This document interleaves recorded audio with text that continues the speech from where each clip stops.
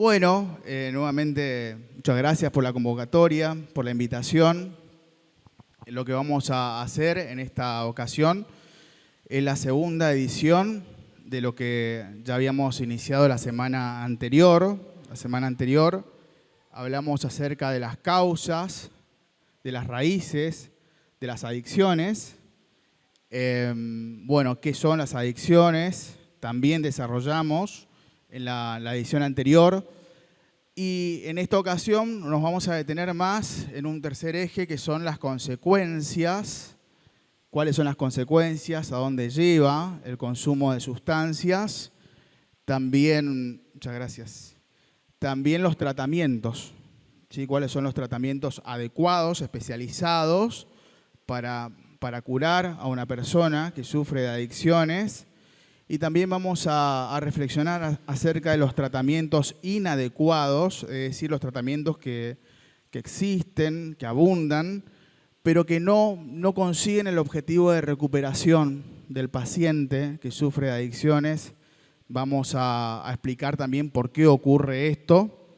La finalidad es que todos empecemos a tener claridad respecto a este mal de estos tiempos, para poder intervenir como sociedad, como familiares. No hace falta ser ni psicólogo ni psiquiatra para poder ayudar a alguien, ¿sí?, a que inicie un tratamiento. Es decir, desde el lugar de cada uno se puede intervenir favorablemente.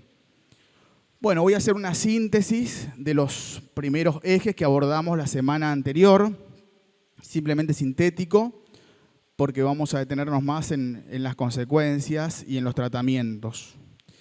Bueno, la semana pasada habíamos hablado de las causas, las adicciones, que fundamentalmente son una enfermedad, ¿sí? Una enfermedad de las dependencias emocionales, ¿sí?, o de la dependencia emocional. Ahora vamos a explicar bien. Esto se da no sin causas. Es decir, que cuando hablamos de causas, hablamos de motivación, de una razón de ser. Y allí, inmediatamente, cuando pensamos en causas, caen las creencias, los mitos falsos en relación a las adicciones. Como, por ejemplo, quien consume drogas es porque no tiene voluntad para dejar de consumir. Eso es una creencia muy repetida, como si se tratara simplemente de la voluntad. Justamente la enfermedad atenta contra la voluntad. La adicción es una enfermedad incontrolable. Es decir, el adicto justamente lo que no puede controlar es su voluntad. No tiene poder sobre su voluntad. Entonces, ¿cómo vamos a decir que es porque no tiene voluntad simplemente? Porque si quisiera va a poder.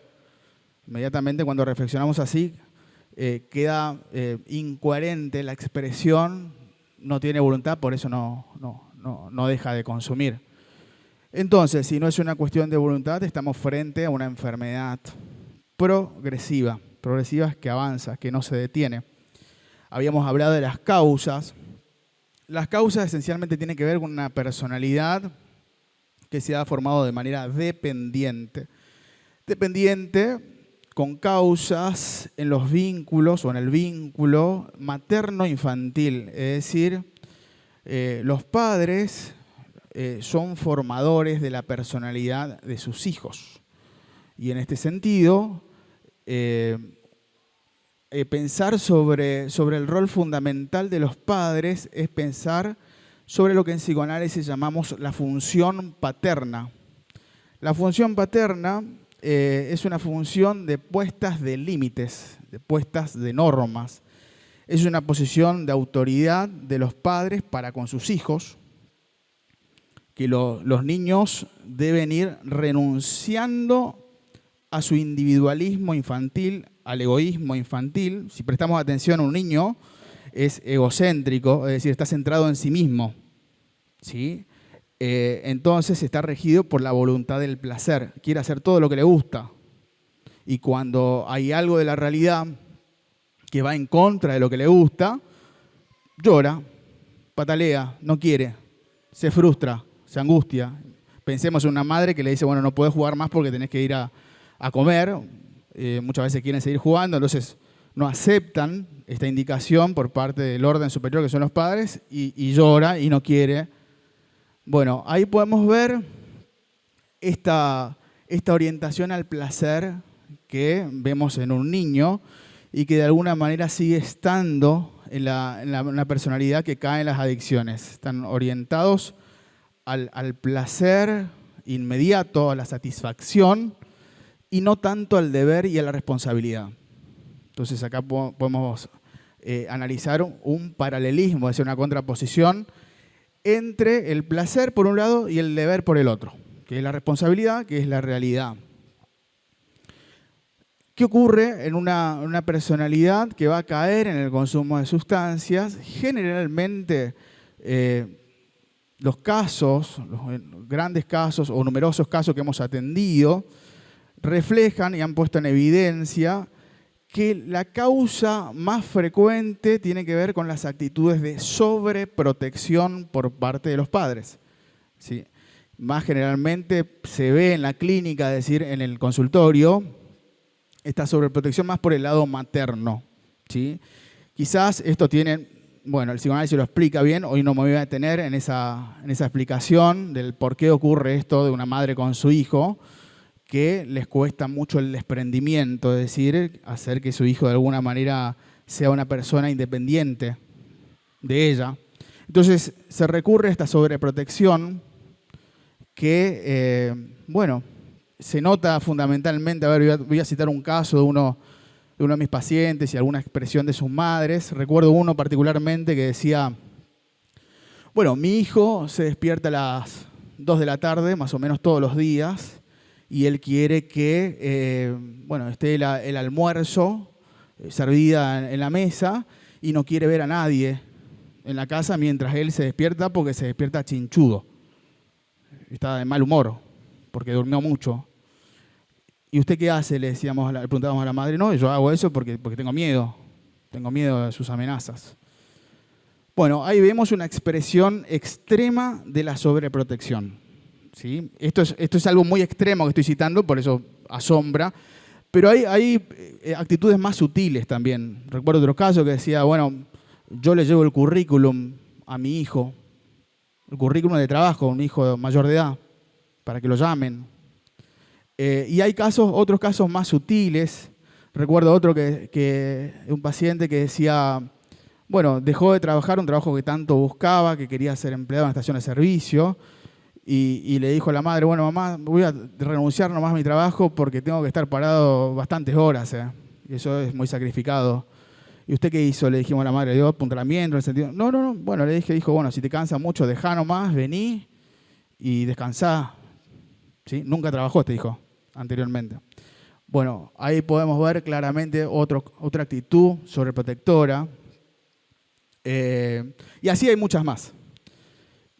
Esta actitud de sobreprotección está muy en relación con lo que en psicoanálisis llamamos el déficit de la función paterna.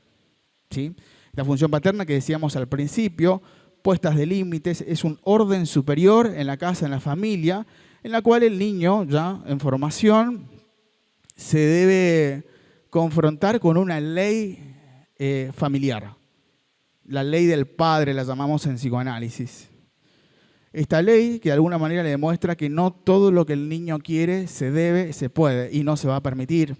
De que el niño en construcción debe adaptarse a la autoridad de los padres, ¿sí? Y cumplir con su responsabilidad, fundamentalmente. Desde muy pequeño, desde niño, deben tener responsabilidades de acuerdo a su edad y eso lo deben cumplir. Y a su vez, estas puestas de límites por parte de los padres, que en un primer momento es externo, es exterior, es decir, está por fuera del niño, por fuera de su aparato psíquico, debe ser internalizado.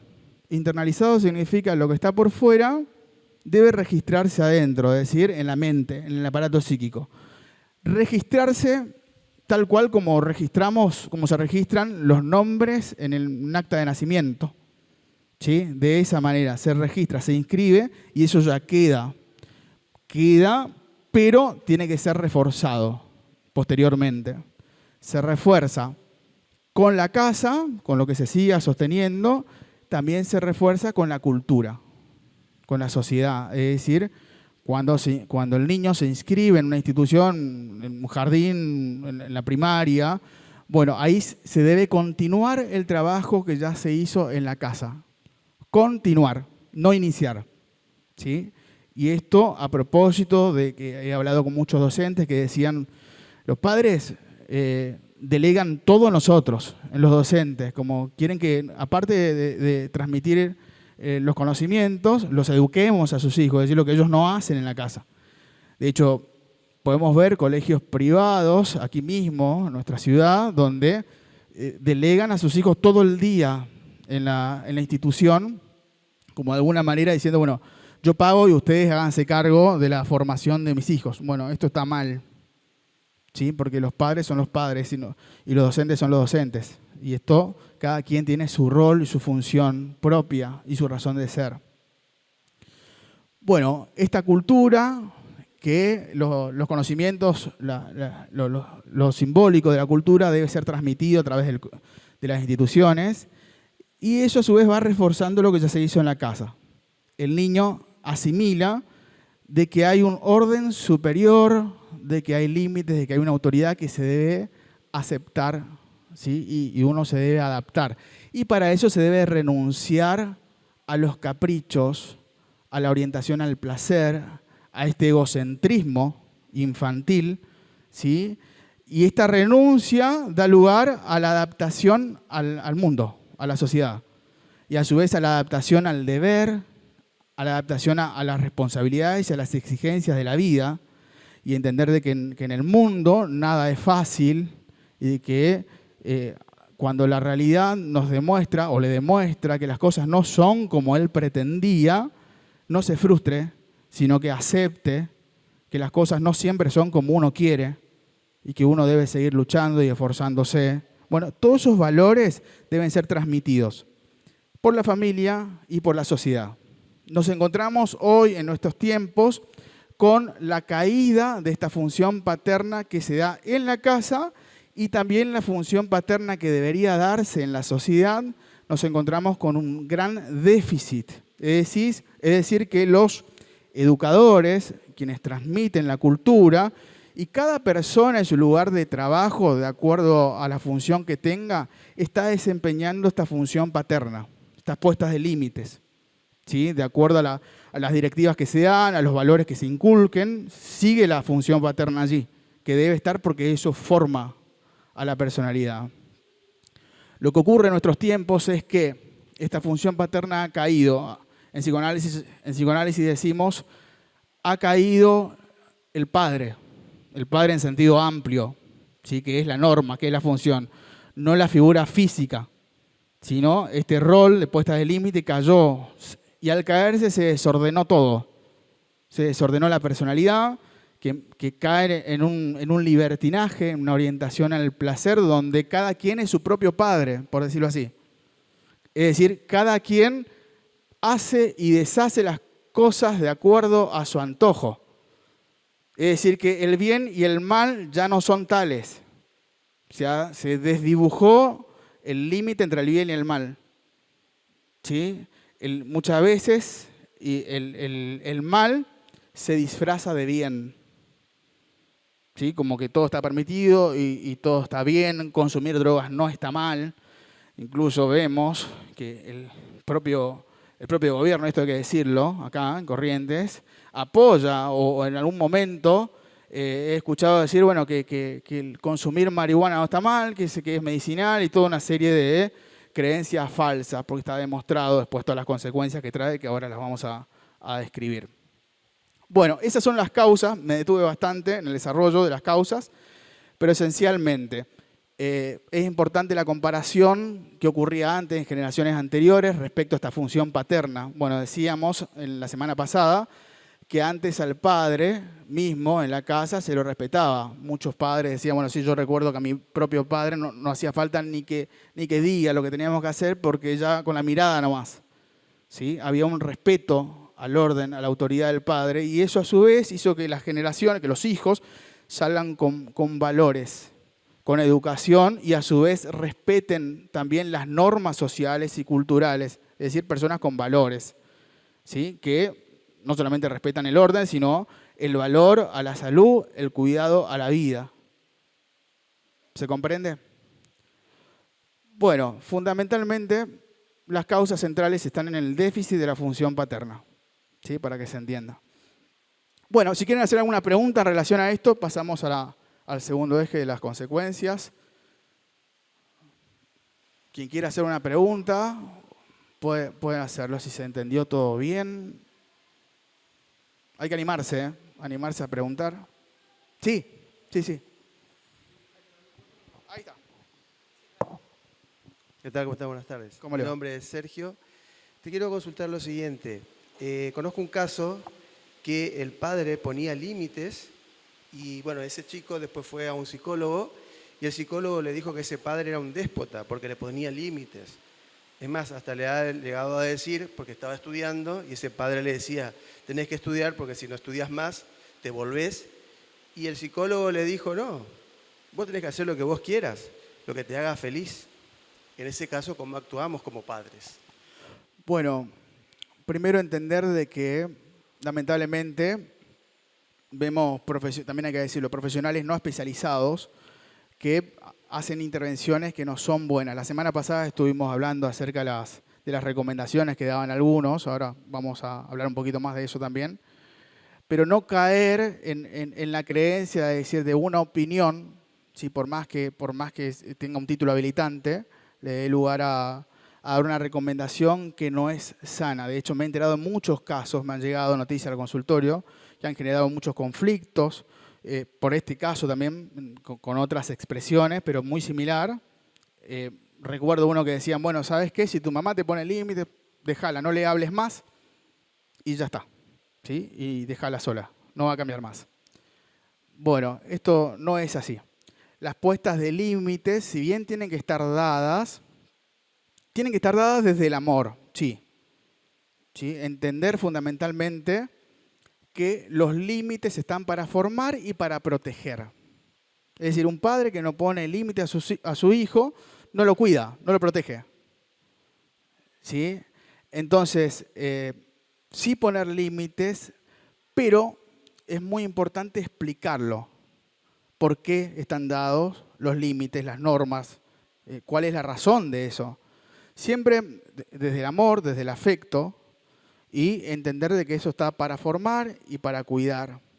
Eso es lo que diferencia, por ejemplo, a un rol de autoridad de los padres de no caer en el autoritarismo. Muy diferente la autoridad y el autoritarismo.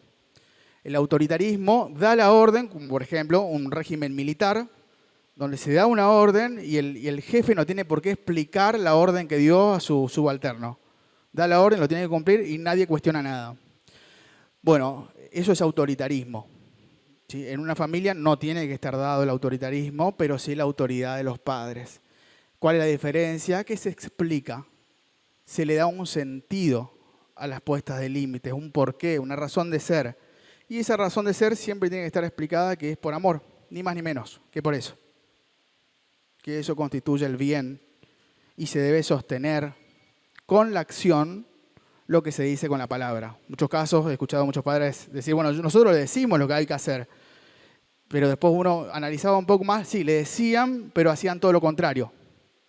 Recuerdo un caso, una madre que decía, bueno, le prohibimos la salida porque claramente consumía mucho alcohol, nuestra hija, y al día siguiente iba y le compraba ropa de boliche. Y esto dicho por la propia hija, ¿sí? Ropa nocturna para estimularla a salir de alguna manera.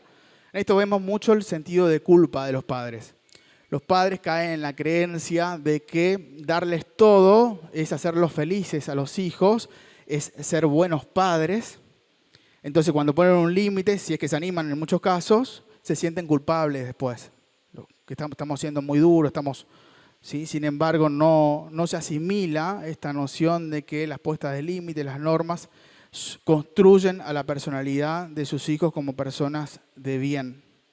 Y sobre todo, hace que los hijos renuncien al egocentrismo, a la soberbia, a la voluntad de poder, para adaptarse a a la cultura, para poder vivir en sociedad y ser personas con valores de vida.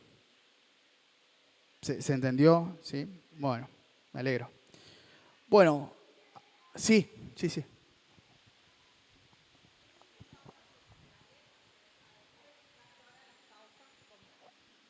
Hola, vos explicaste la vez pasada y ahora las causas como muy desde el seno familiar. ¿Existen causas sociales, sobre todo en la etapa de la preadolescencia, cuando la persona llega a esa edad? Justamente es lo que dijimos en relación al relativismo, a la era de este relativismo que estamos viviendo, donde ha caído la función paterna en lo social. ¿Sí? Como por ejemplo, bueno, esto de la autopercepción que se dice, bueno, sos quien te percibís, digamos, esa creencia y nadie puede atentar contra eso. ¿Sí? Ahí podemos ver claramente este relativismo y esta ausencia, fundamentalmente esto fue impulsado por el Estado, si mal no me equivoco, nacional, donde nadie puede decir lo que está bien y lo que está mal si la persona lo cree. Me he enterado de un caso extremo, lamentable, acá en un colegio religioso, muy conocido, donde una niña de apenas unos 11 años, 10 años, se empezó a autoproclamar como un varón. Entonces habló con los directivos y le dijo a los directivos, bueno, en realidad yo soy un varón, yo quiero ser un varón, entonces quiero empezar a que me traten como un varón. ¿Qué hicieron los directivos conjunto al docente? Bueno, perfecto, si sos un varón te vamos a poner en la fila de los varones, así que a partir de ahora en la fila de los varones a la niña, ¿sí? Y a su vez tratarla como un varón, un baño de varones, todo como la niña lo autopercibía, porque no se debe atentar contra la autopercepción. Bueno, acá vemos un extremo total de esta función paterna que 10 años atrás o 20 años atrás sería, bueno, primero todo el equipo directivo hacer una junta con el gabinete profesional, con los padres, trayéndole a los padres de esa niña. ¿Sí? Hacer, bueno, una intervención profesional allí para encauzarla a esa niña, ¿sí? Y no fortalecer el síntoma. ¿Sí? Lo primero que se ve. Pero bueno, todo esto está amparado por lo político, por eso los directivos que dicen, bueno, obedezcamos al poder político. ¿Sí? Entonces, desde quienes deben encarnar la función paterna en su sentido más alto, vemos que da riendas sueltas a todo. Entonces ahí está esto que decíamos, que se desdibuja la frontera entre el bien y el mal. Ya todo está permitido. ¿Sí? Por favor. Sí. ¿Cómo podemos, si no se trabajó desde la infancia en la puesta de límites sanos, saludables, como lo mencionabas, cuando ya una familia tiene que enfrentar una situación dentro de su casa con alguien que está pasando por adicciones? ¿Cuál sería la manera práctica para poner límites saludables, Sí. que no afecten a la familia y que la persona con la problemática entienda que son límites? Sí. Bueno, fundamentalmente hay que tener en cuenta la edad de los hijos, la etapa evolutiva. No es lo mismo poner límites con un hijo de 5 años que con un hijo de 18, 20, 30 años. ¿Sí? Fundamentalmente, cuando un hijo ya es adolescente o adulto joven, se debe recurrir a la reflexión. ¿Sí? En empezar a cuestionar, a interrogar las consecuencias que ha traído la falta de límites en la casa, en la personalidad. Se debe reflexionar en relación a lo social también, a este libertinaje en el cual se ha caído, ¿sí? Bueno, todo lo que estamos desarrollando ahora, los riesgos, las consecuencias sociales que esto trajo. Se debe reflexionar y ayudarle a desarrollar un pensamiento crítico a los hijos que los ayude justamente a interrogar, a cuestionar el por qué hacemos lo que hacemos.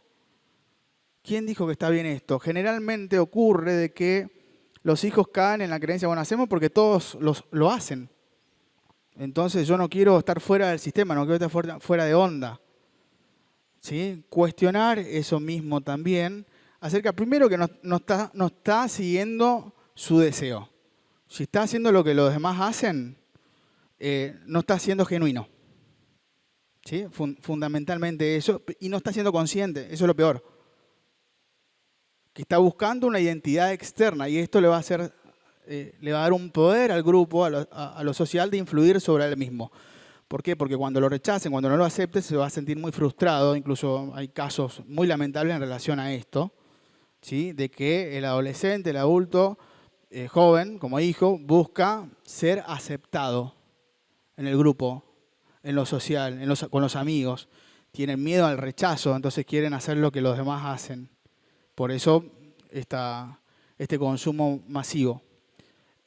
Bueno, volviendo a esta pregunta acerca de cómo se ponen los límites, esencialmente a través del diálogo reflexivo se debe trabajar mucho el vínculo familiar. ¿Por qué? Porque en un hijo ya crecido, ¿sí?, no es lo mismo que un niño, es como un árbol, digamos. O sea, un árbol cuando más chiquito, más pequeño es, más se lo puede enderezar. Cuando más creció, bueno, en el caso del árbol, no sé hasta dónde se lo puede enderezar. En el caso de los hijos hay que tener mucha inteligencia emocional. ¿Sí? La inteligencia emocional es saber cuándo hablar, buscar el momento para hablar y la manera en la cual se debe hablar. Es decir, que primero se debe reconstruir el vínculo afectivo para después intervenir. Sí. Bueno, y en el caso de si es una pareja, es el esposo que está enfrentando una adicción, ya salió de casa de los padres, ¿cómo la esposa podría ir en ayuda? Bueno, sí, me tocó un caso hace poco de eso, de una pareja justamente, en relación a lo que está citando.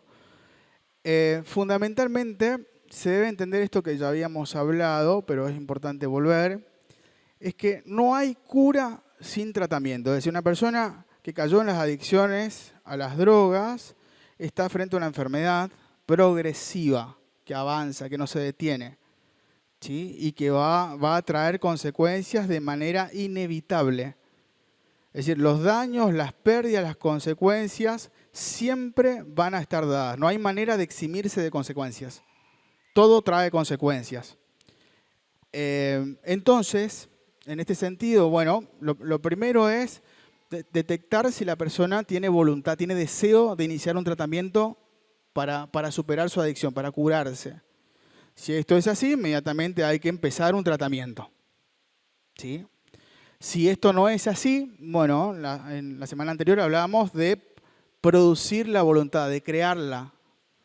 ¿De qué manera? Bueno, produciendo una rectificación subjetiva, que era lo que habíamos desarrollado en la semana anterior, que es convertir al síntoma, que es egosintónico, es decir, que el paciente está a favor de lo que hace, en muchos casos, por eso no quiere cambiar, quiere seguir consumiendo y no ve el problema, no es consciente de su enfermedad. ¿Sí? Entonces hay que empezar a trabajar en que sea consciente. ¿De qué manera? Nuevamente volvemos al vínculo, primero cuidar mucho eso. ¿Por qué? Porque si uno tiene una relación negativa con el otro, no va a poder influir. De hecho, todo lo que diga, por más que sea bueno, no lo va a escuchar. Se va a cerrar, va a estar a la defensiva. ¿Se comprende? Entonces, trabajar mucho en mejorar el vínculo y a partir de allí influir. Cuando no hay voluntad de cambio, convertir al síntoma egosintónico en un síntoma egodistónico, en el cual la persona, aunque siga consumiendo, ya no le dé lo mismo consumir. Es decir, que él mismo se ponga en contra de sus propias conductas de consumo. Un paciente que decía, bueno, ahora que logré ver que las consecuencias que esto me trajo, sigo consumiendo, pero ya me siento mal cuando consumo. Antes me sentía feliz, ahora me siento mal, me genera remordimiento, culpa, sé las consecuencias que me van a traer, por eso estoy mal. Y eso en realidad es un sentimiento positivo porque a partir de allí se puede intervenir con el tratamiento claramente para que deje de consumir. ¿Bien? Bueno, ¿algo más? ¿Alguna? Sí.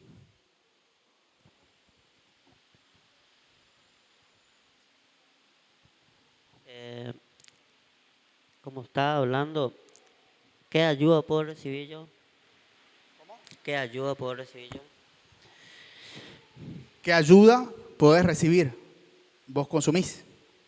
¿Qué consumís? Cocaína. Cocaína. ¿Y querés cambiar? ¿Querés dejar de consumir? Sí. Bueno, lo primero que tenés que hacer es pensar en el por qué querés dejar de consumir. Hacerte vos mismo una pregunta de cuál es la razón más importante que tengo para cambiar. ¿Cuál es tu razón? Si tuvieras que pensar en cuál es la razón más valiosa que tenés para dejar de consumir. Y primeramente quiero dejar ¿Por qué? ¿Por mí decís? Sí, por vos mismo. Sí. ¿Cómo? Sí, sí. ¿Y qué va a cambiar logrando dejar de consumir? ¿Qué va a cambiar en tu vida? ¿Qué vas a lograr con eso? Por ejemplo, tu vida. Sí. ¿Cómo? Sí. Va a influir en tu vida y va a influir en tu familia. Bien. Yo ya dejé ya. Sí. Y hace 2 semanas por ahí volví a agarrar. Bueno, muy importante que te hagas esta pregunta. Incluso después, bueno, después de terminar de hablar, vamos a anotar las preguntas para que te puedas hacer vos mismo. ¿Sí? 2 o 3 preguntitas que vas a tener que responder. Primero es cuál es la razón más valiosa que tengo para cambiar. Y vamos a hacer unas preguntas también escritas ahora, después de la exposición, acerca de las consecuencias, que vos tenés que ponerla en práctica. ¿Sí? Poner en práctica significa primero responder por escrito y después hacerte vos mismos las preguntas. ¿Sí? Todos los días. Eso da lugar a que puedas empezar a ser consciente, a darte cuenta del peligro y poder tener herramientas para superar, para no caer. Luego de eso, cuando pones en práctica y superás la situación, te sentís más fuerte, vos mismo, con una mayor autoestima porque te demostrás que podés lograrlo. Pero hay que poner en práctica las herramientas. ¿Sí? Ahora vamos a anotarlas al final. Bueno, sí. Hola, ¿qué tal? ¿Qué tal? ¿Por qué hay tanta diferencia entre una persona que consume marihuana y cocaína? ¿Diferencia? Hay mucha diferencia. ¿En qué sentido? En el actuar, en que se pierde uno en la cocaína. Sí. Y de que Bueno, a ver, lo fundamental, si bien todas las drogas son destructivas, cada una, digamos, tiene su carácter destructivo específico, propio. Por eso los síntomas que son diversos de acuerdo a la sustancia. Lo importante no es ver bueno, cuál genera menos daño y por eso amparo eso, sino entender principalmente que acá hay causas, que si uno consume drogas es porque de alguna manera está reflejando de que algo no anda bien en su vida, fundamentalmente. Está buscando evadir, escapar de una angustia que no la está afrontando, que no está siendo consciente. Es decir, que el paciente adicto sufre y no sabe por qué sufre. ¿Sí? De hecho, en psicoanálisis decimos se sufre por ignorancia, por no saber por qué estoy sufriendo. Entonces se recurre, se actúa. Actuar significa consumo rápidamente porque reacciono contra la angustia. ¿Para qué? Para evadirla, como el ñandú, el avestruz, que esconde la cabeza debajo de la tierra cuando tiene un cazador enfrente, como diciendo, bueno, si no veo pero el cazador no me va a pasar nada. Lo cierto es que el avestruz va a terminar muerta igual. Y en el caso del consumidor, las consecuencias se van a imponer igual por más que no vea la angustia. ¿Se entiende? Y este mecanismo es muy repetitivo en un consumidor. Aparece la angustia o la frustración, la ansiedad, inmediatamente recurre al consumo. Es decir, se actúa pero no se piensa. De hecho, se actúa para no pensar. Entonces lo que tenemos que hacer es lo opuesto, empezar a pensar para dejar de actuar, para dejar de hacer, para dejar de consumir. Cuanto más ampliemos la capacidad reflexiva del paciente o del consumidor en relación al por qué está consumiendo, más capacidad va a tener de controlar sus impulsos de consumo y superarlos. ¿Se comprende? Bueno, pasamos al segundo eje de las consecuencias. Voy a ser sintético con esto. relación sobre todo a las consecuencias más observables con mis pacientes, con bueno, todos estos años de experiencia con pacientes afectados de esta enfermedad. Las consecuencias fundamentalmente van siendo, se va desarrollando el síndrome de tolerancia.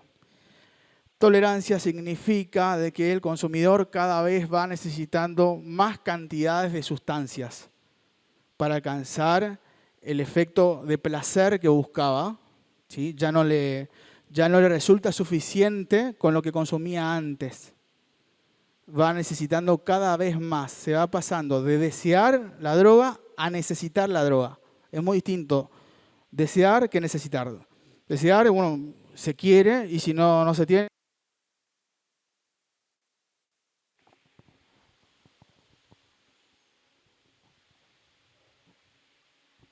Hola, gracias. Bueno, decíamos que desear, con la diferencia entre necesitar, el consumidor cuando desea, busca, pero si no tiene puede vivir igual. Cuando se cae en el registro de la necesidad, ya no, las cosas ya no están normales.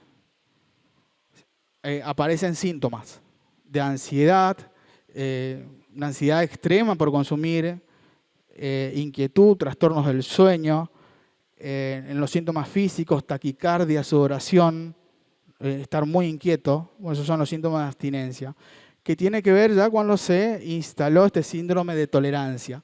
Por eso también es falsa la creencia que dice, bueno, que se ve reflejada mucho en los consumidores cuando dicen, yo esto lo controlo. De hecho, escuché hace poco que decía, bueno, puedes consumir, le decía un consumidor a un amigo, entre comillas, pero solamente si podés controlarlo. Hay que saber controlarlo y que no te gane. Bueno, esto es falso.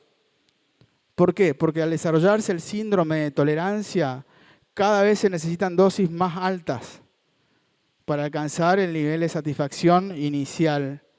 Y se va pasando del deseo a la necesidad de consumir. ¿Sí? Recuerdo un paciente que decía, ni siquiera puedo ir al baño si no consumo mi droga de la mañana, porque el cuerpo no me responde. Hasta que consumo y ahí recién puedo ir al baño, puedo hacer mis cosas. Antes no. Bueno, ahí vemos ya el nivel de tolerancia que tenía al consumo.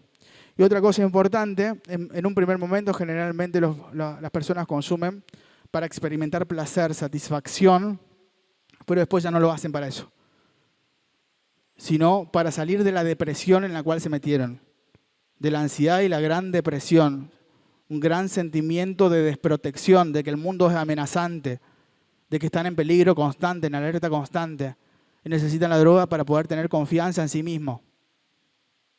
¿Sí? Bueno, eso es el síndrome de tolerancia. Por eso, como dijimos, es falsa la creencia que a la droga se la controla, porque eso no se controla. Al contrario, avanza desarrollando el síndrome de tolerancia y el síndrome de abstinencia. La abstinencia es cuando el paciente consumidor, dependiente de sustancias químicas, se interrumpe el consumo, muchas veces porque se quedan sin la sustancia. Bueno, ahí aparecen síntomas, que los que referimos recién, taquicardia, sudoración, presión arterial, y esto va trayendo grandes consecuencias. Bueno, ¿cuáles son las consecuencias allí? Generalmente, los casos observados en el consultorio tienen que ver con que incurren en robos, ¿sí? En robos dentro de la casa, intrafamiliares generalmente, porque es tanta la desesperación por consumir que ya no se pierde el contacto con la realidad. El consumidor ya no ve lo que va a pasar, no mide. Todo lo que necesita es de manera imperiosa, está ya esclavizado por el consumo. Está totalmente puesto de rodillas ante la droga y es capaz de hacer cualquier cosa.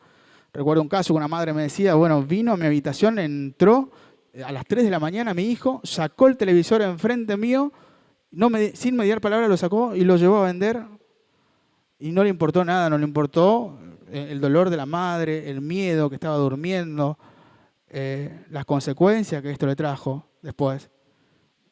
¿Sí? Y así, bueno, muchas consecuencias más.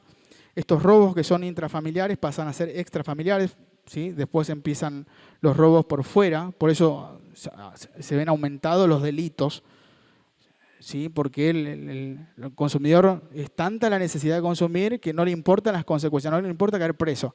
Recuerdo otro caso, otro paciente que la madre decía, es tanto el nivel de realidad que ha perdido de que fue a robar, a asaltar a una chica delante de una comisaría.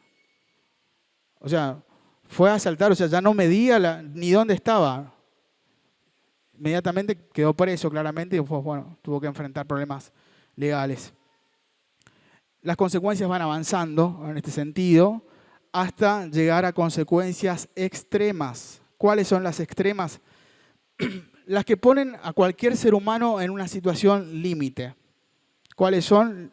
La hospitalización, caer en un estado de hospitalización donde se pone en riesgo la vida, la pérdida de la libertad, que es la cárcel, y la muerte. Son los 3 desenlaces que ponen a cualquier ser humano en una situación límite, entre la vida y la muerte. Bueno, un consumidor está destinado a eso, si no cesa, si no hace un tratamiento. Esas son las consecuencias extremas. En el caso de la hospitalización, ¿por qué ocurre esto? Bueno, generalmente por los estados de sobredosis del consumo. Generalmente la droga más usada, lamentablemente, es la cocaína, que puede producir un paro cardiorrespiratorio, ¿sí? Entre otras consecuencias que terminan hospitalizados y en algunos casos esto puede ser fatal, terminar con la vida del consumidor. La pérdida de la libertad, bueno, hoy hablábamos de los problemas con la ley, ¿sí? Por los robos, que caen, bueno, presos, y el estado de lamentablemente pérdida de la vida que se da muy asociada al suicidio. ¿Qué es el suicidio? Darse muerte a sí mismo. ¿Por qué? Porque se cae en el síntoma de la desesperanza. La desesperanza es el síntoma final, si se quiere, de la depresión. Una persona que viene muy nivelándose para abajo a raíz del consumo, va perdiéndolo todo, hasta que pierde la esperanza de recuperarse. Ya no creen que se va a poder recuperar y ve una salida en quitarse la vida, como diciendo, bueno, acá está la solución al problema. De hecho, en muchos casos se ha demostrado que una depresión profunda, que el paciente no podía ni hablar, o una persona no podía ni hablar, estar en la casa, de repente empieza a estar tranquilo, empieza sin haber hecho ningún tratamiento, empieza como a mostrar una recuperación repentina, se muestra alegre. Y a partir de allí, bueno, se ha demostrado que esta alegría era una alegría, ¿por qué? Porque creyó haber encontrado la solución a su problema. La solución era una solución muy equivocada, que fue el suicidio, o era el suicidio. ¿Sí? ¿Por qué equivocada? Porque siempre que hay vida se puede, haciendo lo que se debe. Y en este sentido, recién hablaba con un papá que estaba, bueno, estuvimos atendiendo hasta tarde a familias que estaba muy emocionado, llorando, porque su hijo, con apenas 4 sesiones que le hemos dado, dejó de inyectarse drogas. Se inyectaba hace muchos años, ya corriendo riesgo su vida. Y estuvimos en una iglesia católica donde él vio las esperanzas. ¿Por qué? Porque ahí fuimos desarrollando la noción de que la adicción tiene cura. ¿Sí? Entonces se dijo, bueno, a partir de ahí fue una esperanza que tuve. Bueno, y hoy estaba muy alegre, agradeciendo mucho las intervenciones porque su hijo detuvo el consumo de sustancias a través de inyectables. Remarco esto, ¿por qué? Porque existe la creencia incluso de profesionales de la salud mental, pero no especializados en esta patología, que es una patología específica que requiere mucha especialización y entrenamiento, que decían, bueno, esto no tiene cura, esto tiene simplemente un tratamiento. Es una estabilización que podemos lograr, pero nunca se va a curar. Bueno, esa es una creencia falsa. ¿Sí? Hoy decíamos que el paciente o el consumidor sufre por ignorar las causas, de su sufrimiento. Entonces, cuando empezamos a ser conscientes, a ampliar la conciencia, el síntoma cae. Ya no hay necesidad de consumir. Porque el consumo tiene la funcionalidad de tapar la angustia, es como querer poner una alfombra arriba de la basura. ¿Sí? Sin embargo, lo que hay que hacer es levantar la alfombra y limpiar. Primero hay que ver dónde está sucio de alguna manera, para poder limpiar, higienizar y que eso no traiga contaminación. Entonces, bueno, los resultados, la experiencia demuestra que esta patología, que esta enfermedad tiene cura. Se requiere un tratamiento psicológico especializado en adicciones. Bueno, si hay alguna pregunta en relación a esto, pasamos a los tratamientos, en relación a los tratamientos especializados que se deben hacer y cuáles son los tratamientos inadecuados también. ¿Preguntas?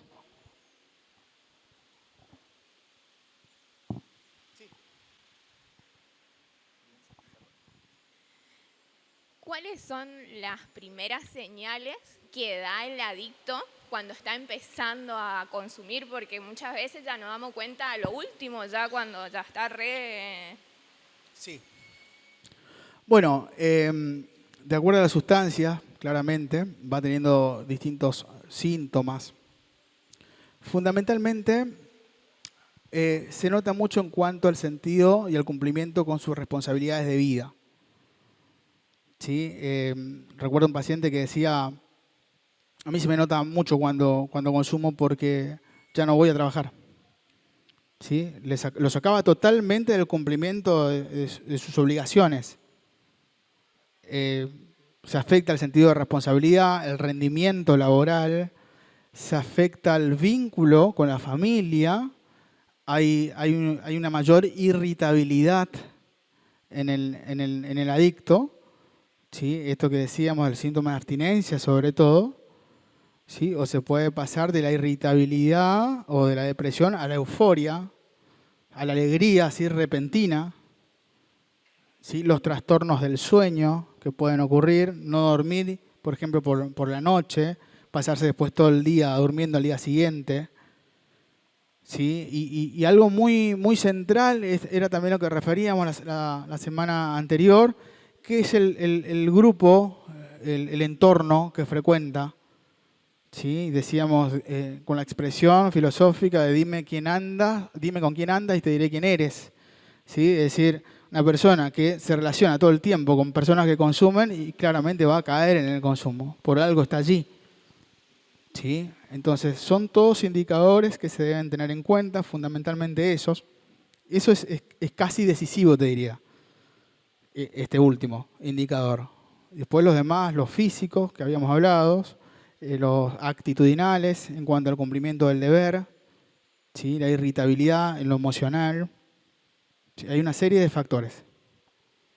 Por favor. Bueno, si no hay más preguntas, pasamos en qué consiste el tratamiento, cuál es el abordaje adecuado, cuáles son los inadecuados. ¿Alguna pregunta más? A ver, ¿sí?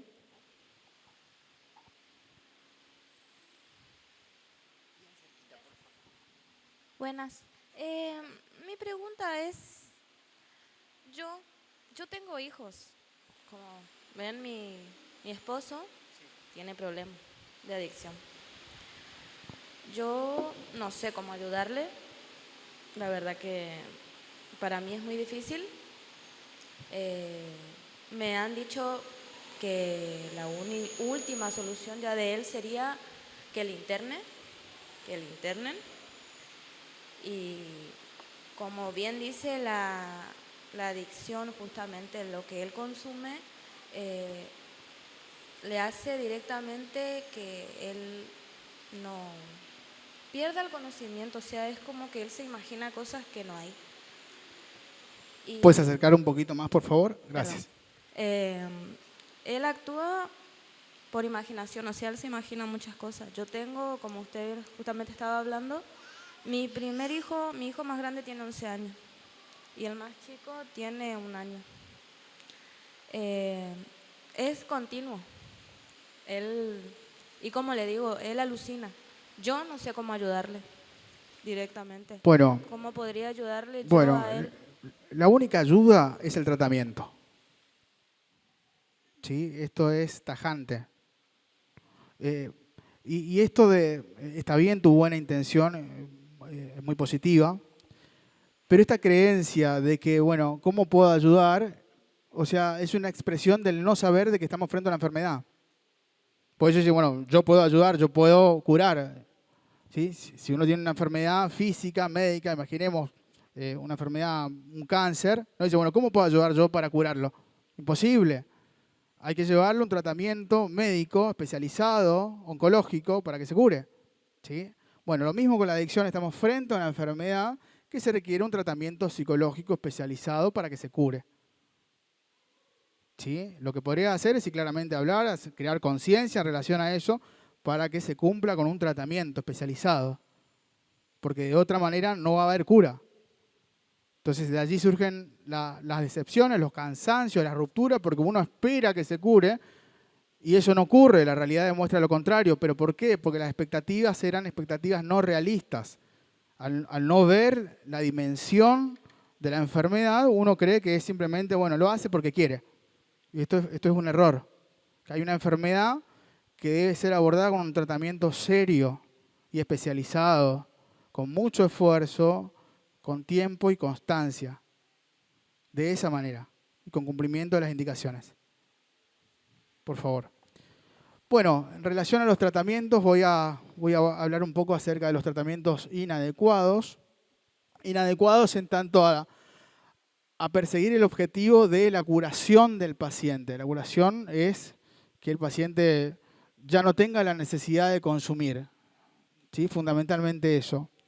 A propósito de la necesidad, bueno, esto de entender, por ejemplo, siempre recurro a un ejemplo muy ilustrativo del estado febril, la fiebre causada por una infección.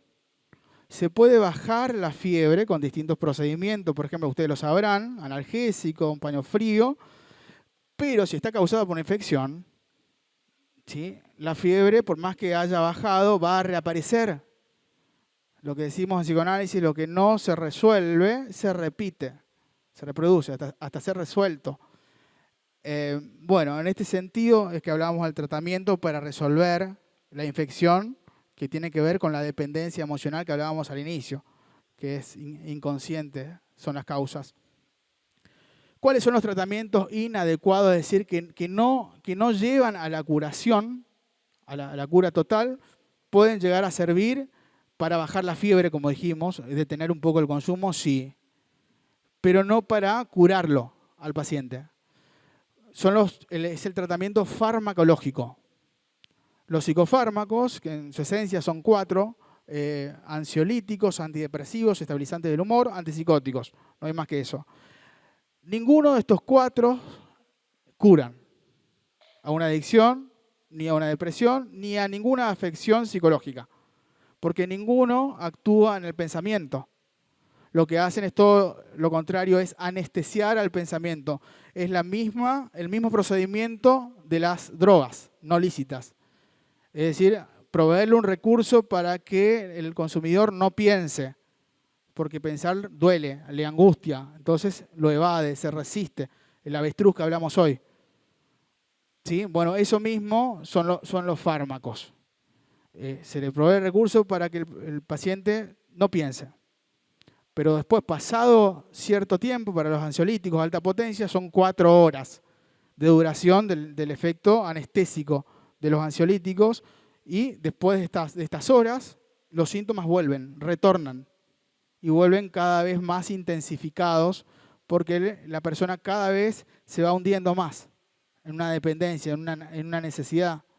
Va siendo cada vez más carente de recursos psíquicos para poder pensar. Cada vez piensa menos.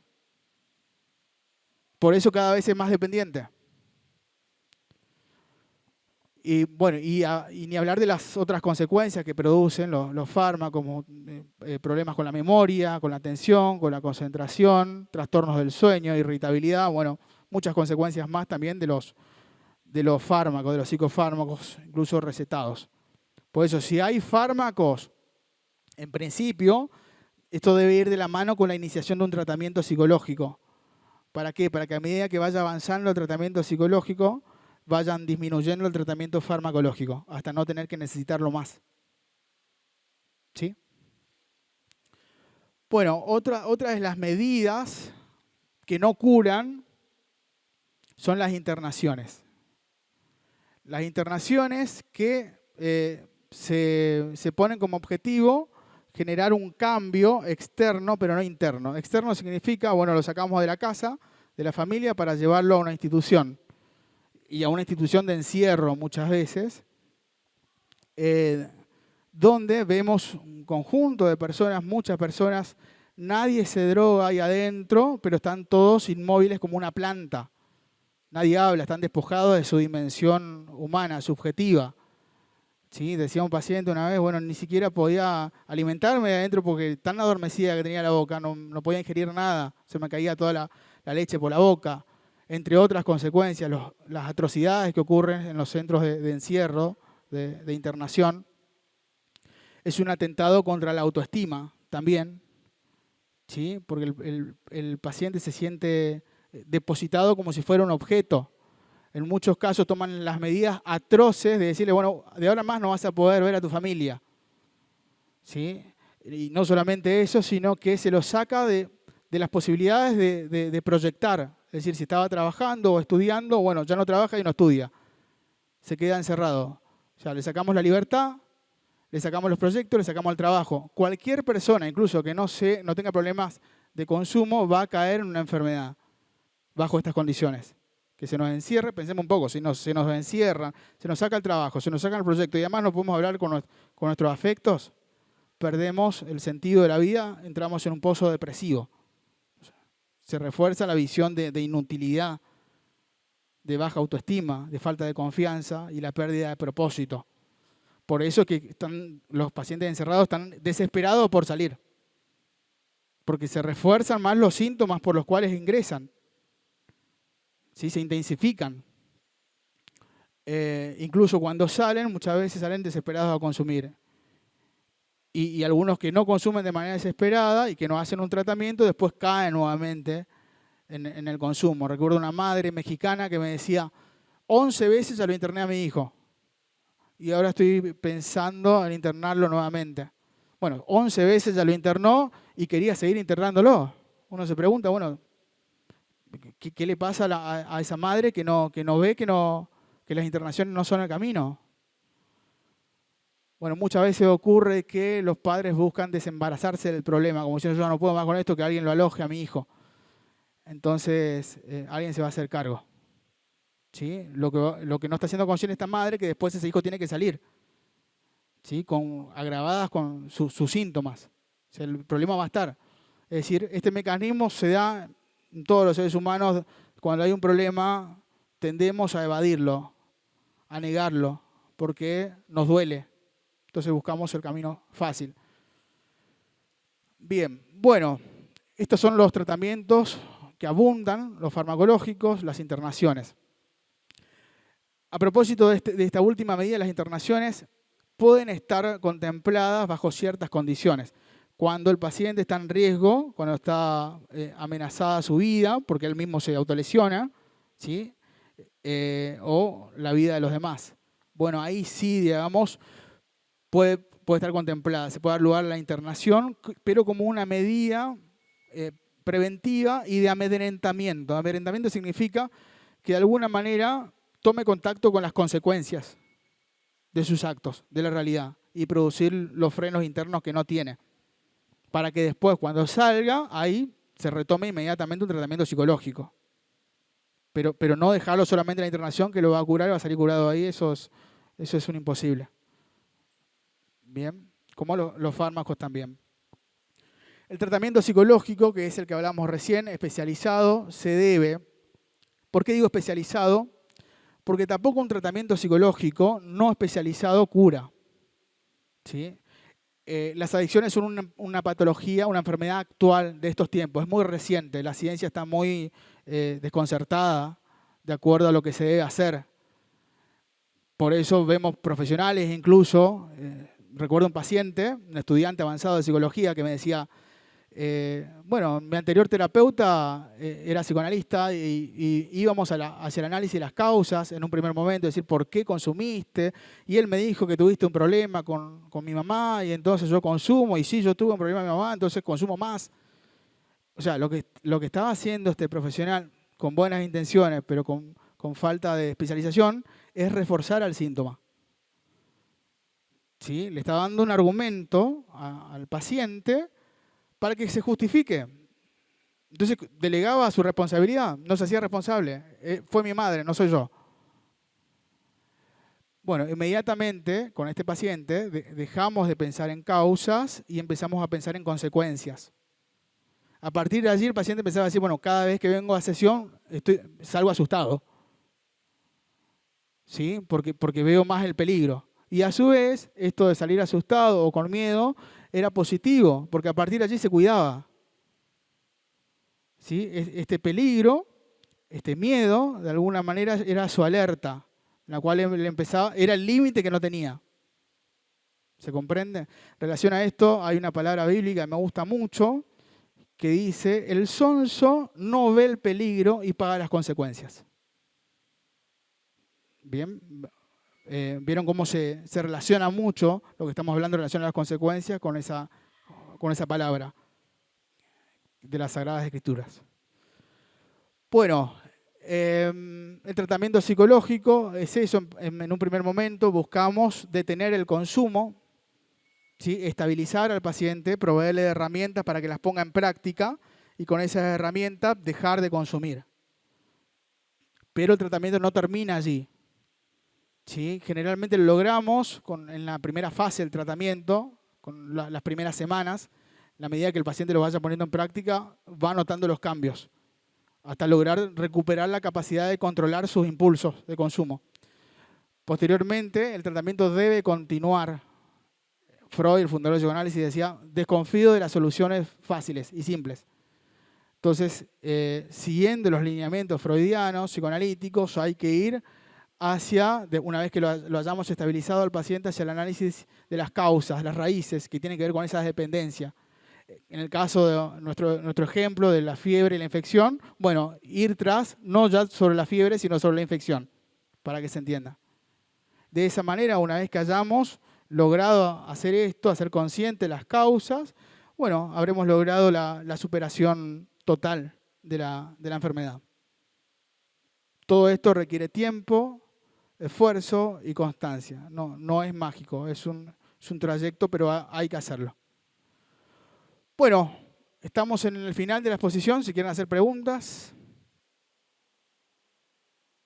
No sé si, sí.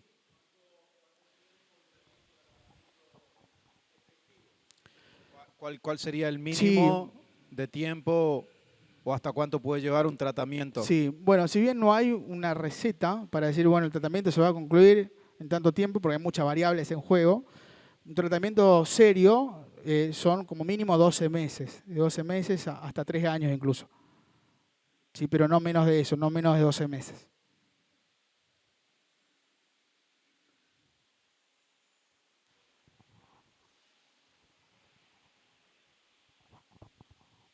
Buenas. Hola. ¿Cómo estás? Buenas. Buenas. Un consumidor cocaína de 10 a 15 años activo, que no reconozca las consecuencias claramente. ¿Cómo cuidar el vínculo y cómo empezar a influenciar en él haciéndole ver esas consecuencias? Siempre teniendo en cuenta cuidar el vínculo, digamos, que no se moleste, que no se enoje. De 10 a 15 años de consumo. Sí. ¿Y de qué edad el paciente? 27, 28. Sí. Bueno, es importante esto que hablamos acerca de desarrollar recursos de inteligencia emocional para poder hablar como familia, como ser querido, como amigo.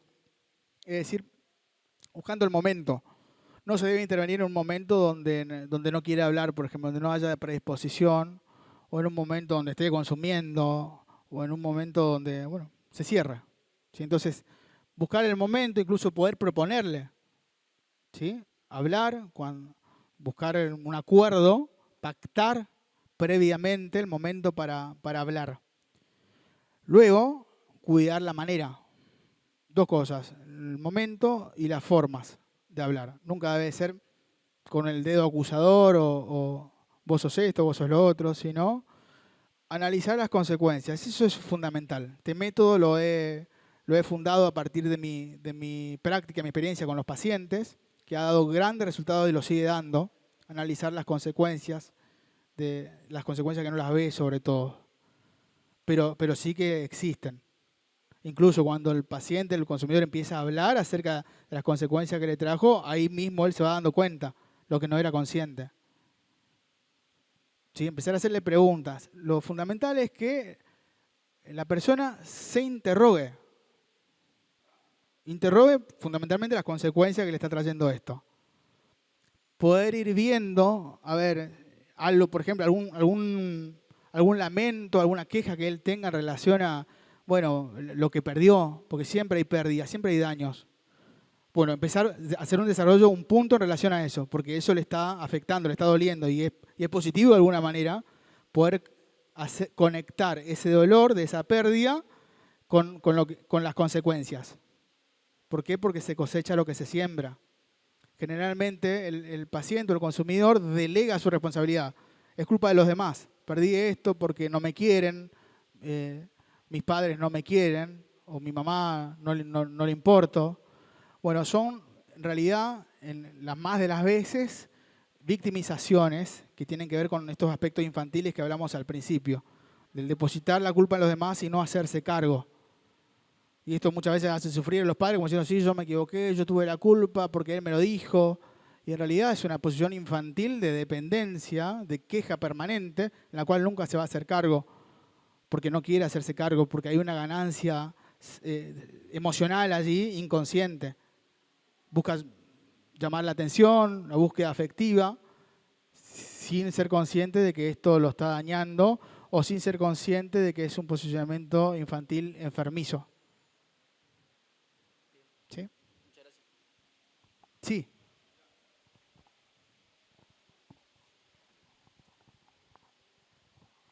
En el caso de un paciente recuperado, ya pasados los 12 meses de tratamiento que dijo, después tiene que seguir con el tratamiento psicológico. Después de los 12 meses de... Claro, una vez ya que el paciente... Por favor, acerque más el micrófono, gracias. Una vez que el paciente se recuperó, Sí. ¿tiene que seguir con el tratamiento psicológico? A ver, si realmente se ha llegado a la solución de los síntomas y haber hecho consciente las causas profundas que lo llevaron al consumo, ya no es necesario. También esto tiene que estar de alguna manera corroborado a ver si puede hacerse cargo de su vida. ¿Sí? Le preguntan a Freud, el fundador del psicoanálisis, al final, ¿qué es una persona sana? A ver, que nos responda el fundador del psicoanálisis, esperando una respuesta muy técnica, sin embargo, respondió con algo muy simple. Una persona sana es la persona que ama y que trabaja. ¿Sí? En la capacidad de amar y en la capacidad de trabajar se ve la salud de la persona, la salud mental. Cuando esto se interfiere, claramente podemos caer en enfermedades que afectan a la capacidad de amar y de trabajar. Entonces ahí mismo se puede ver cómo está la persona en cuanto a sus capacidades de amar y de trabajar. Bien. Bueno, acá tenemos las preguntas escritas.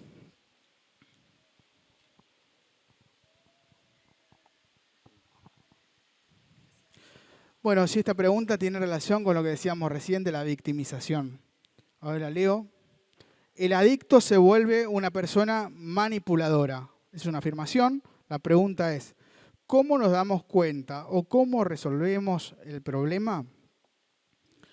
Bueno, sí, la manipulación generalmente, ¿qué es la manipulación? Es una actitud para persuadir, para controlar al otro, a los efectos de que generalmente de conseguir lo que quiere. Lo que quiere es seguir consumiendo.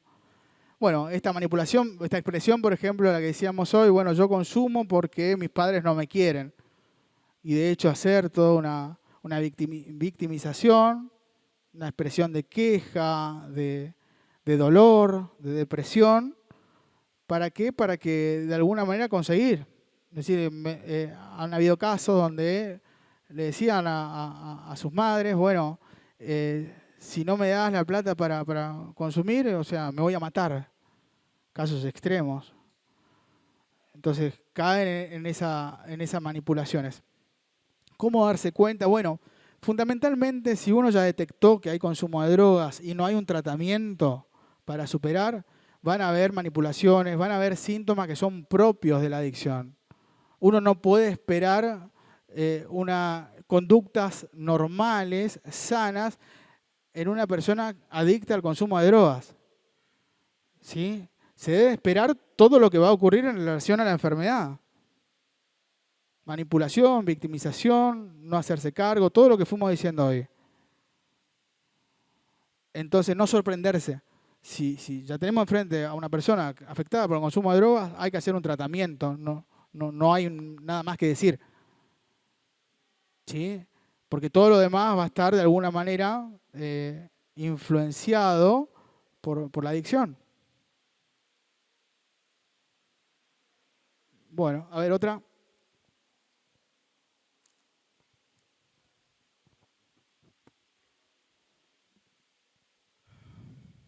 En el caso de una pareja que consulta, ¿cómo abordar como familia, por separados, juntos, primero la mujer o el hombre o viceversa? Bueno, el abordaje ya depende del estilo del profesional. Generalmente en la primera sesión las doy junto con la familia. ¿Sí? Viene la pareja o el padre en la primera sesión. ¿Para qué? Para hacer un diálogo reflexivo. Muchas veces el paciente no quiere comunicar que consume, hay mucha resistencia y bueno, los padres o la pareja de alguna manera tiene que dar una mirada más objetiva acerca de lo que está ocurriendo. ¿Sí? Objetiva significa, bueno, ver cuál es la realidad de los hechos y a partir de allí empezar a trabajar en consecuencia. Respondiendo a la pregunta, generalmente en mi experiencia recibo en la primera sesión a los padres o a la pareja también, de manera conjunta. Y después el tratamiento continúa de manera individual. También doy sesiones familiares a los padres para orientarlos, ¿sí? Respecto a lo que se debe corregir. Si estas herramientas de orientación, que no es terapia familiar, sino orientación a los padres, que doy generalmente una sesión por mes, las pueden llevar adelante, las pueden poner en práctica, ya con eso avanzamos. En muchos casos los padres no pueden ponerlos en práctica y allí se necesita terapia para los padres, tratamiento para los padres para poder, en muchos casos, las madres dejar de ser sobreprotectoras. De hecho, recuerdo un caso de una madre en el cual su hijo cayó preso, era el que estaba refiriendo hoy, y bueno, ella primero se contactó conmigo para decir, bueno, quiero terapia, mi hijo consume drogas, pero no para él, sino la quiero para mí. Ella se daba cuenta de alguna manera que algo en ella no andaba bien y que fue la que de alguna manera influyó en la adicción de su hijo. Nos encontramos con el devenir del tratamiento de esta madre, de que ella estaba siendo cómplice de manera inconsciente de la adicción de su hijo.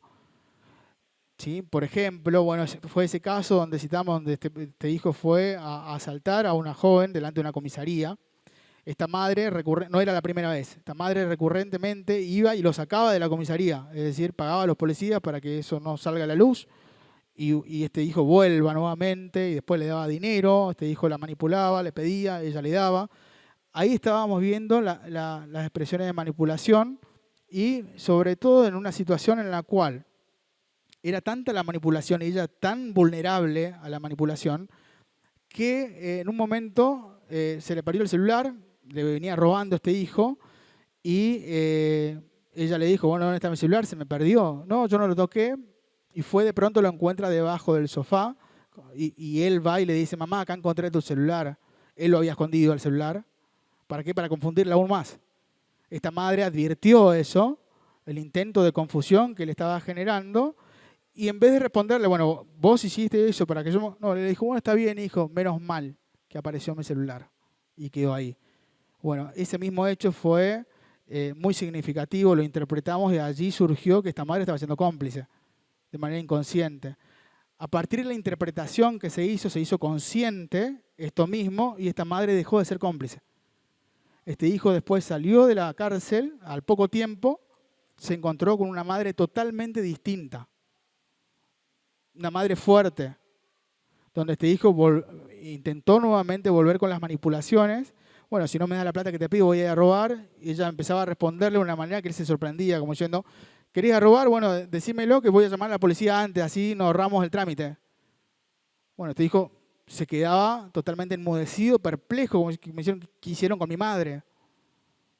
Bueno, el análisis la ayudó a que deje de ser manipulada, deje de ser una sierva de este hijo. ¿Sí? Y a partir de allí empezó a cambiar él también, porque esto influyó en el vínculo. Él se empezó a adaptar a las puestas de límite que ella regía. Pues empezó a decir, bueno, esta es mi casa, no es tu casa, y acá hay normas. ¿Sí? Entonces, este caso también nos demuestra que las madres también necesitan tratamiento en muchos casos para poder superar la sobreprotección y empezar a poner límites. A propósito de esto, hay una reflexión que me gusta mucho de una psicoanalista que dice, una madre buena no es la madre excesivamente presente en la vida de su hijo, sino una madre cada vez menos necesaria en la vida de su hijo. Sí, me parece una expresión muy, muy ilustrativa en relación a la sobreprotección. A los hijos hay que educarlos con normas y hay que dejarlos que ellos cumplan su responsabilidad. Bien. Bueno, algo más, a ver. Tenemos tiempo, ¿no? Sí. Bueno. Actualmente el tratamiento llamado abordaje psicofarmacológico, psicofármacos y las consecuencias que deja, como lo son, la mayoría de estas solamente son tranquilizantes para la ansiedad y relajantes musculares. ¿Cómo evitar estos medicamentos? Porque la mayoría son depresores del corazón. Bueno, ¿cómo evitar estos medicamentos? Fundamentalmente, si hay, a ver qué dice, las consecuencias, tranquilizantes. Bueno, si busca tranquilizantes, pues la persona no está tranquila. ¿Sí? Y si no está tranquila, hay causas, que pueden ser externas o internas. ¿Sí? Las internas generalmente tienen que ver por la ansiedad. La ansiedad es la persona que vive preocupada por el futuro, por el qué va a pasar después. Se preocupa por todo y no se ocupa. No está en el presente, está en el futuro. Ningún fármaco le va a hacer pensar esto. Ningún fármaco le va a hacer una interpretación analítica para que ella haga consciente o él haga consciente de esto. Por lo tanto, la preocupación se va a seguir repitiendo. El mecanismo psicológico de estar viviendo en el futuro se va a repetir constantemente. Y de allí el consumo de fármacos para tranquilizarse. Y esto se va a volver un automatismo, un hábito constante. Después, la dependencia a los fármacos. Se requiere un tratamiento psicológico. ¿Para qué? Para ser consciente de las causas de por qué no vive tranquila esta madre o esta persona. ¿Sí? Cuando se hace consciente el síntoma desaparece. Por eso decíamos hoy que se sufre por ignorancia, por no saber las causas por las cuales nos encontramos como nos encontramos. Y cuando empezamos a tener noticia, a ser conscientes de las causas inconscientes, empezamos a sentirnos mejor y a no necesitar fármacos. Bien, ¿estamos? ¿O algo más? ¿Alguna más? A ver, ¿sí? Yo tuve, no es una pregunta puntual, te quiero presentar una situación que me genera así una inquietud. Tuve un alumno que los padres eran adictos. Por lo tanto, él fue sacado legalmente, le separaron y se crió con los abuelos. Cuando él vuelve a clases, ya estaba obviamente fuera de su edad.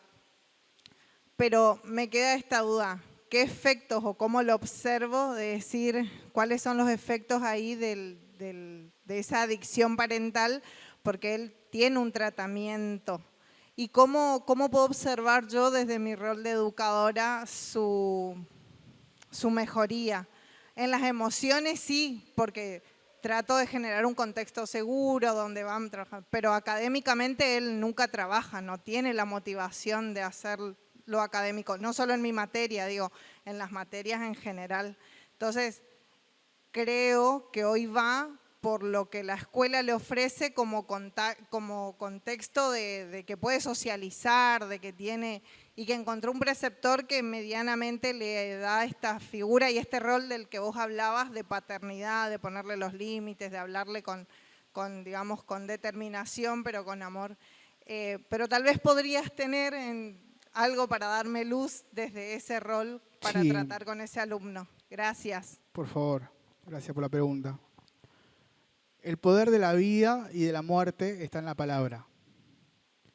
¿Sí? Entonces, si hay síntomas emocionales, hay que dar lugar a la circulación de la palabra. ¿Sí? ¿De qué manera? Bueno, creando un espacio de confianza, un espacio afectivo, ¿sí? Buscando hablar, buscando que bueno, tu alumno ponga en palabras lo que está sintiendo. Cuando alguien escucha el problema del otro, se está solidarizando con el otro. Le está demostrando que hay alguien que está preocupado, hay alguien que está dispuesto a escuchar, a apoyar, es decir, alguien que le está demostrando al otro que no está solo, que hay alguien que está dispuesto a compartir lo que le pasa. Y eso mismo ya es terapéutico. La escucha. La escucha que de alguna manera, si bien los hechos no cambian, es decir, estos padres están así, este niño no tiene el poder de cambiarlos, pero sí puede cambiar el significado que le está dando a los hechos.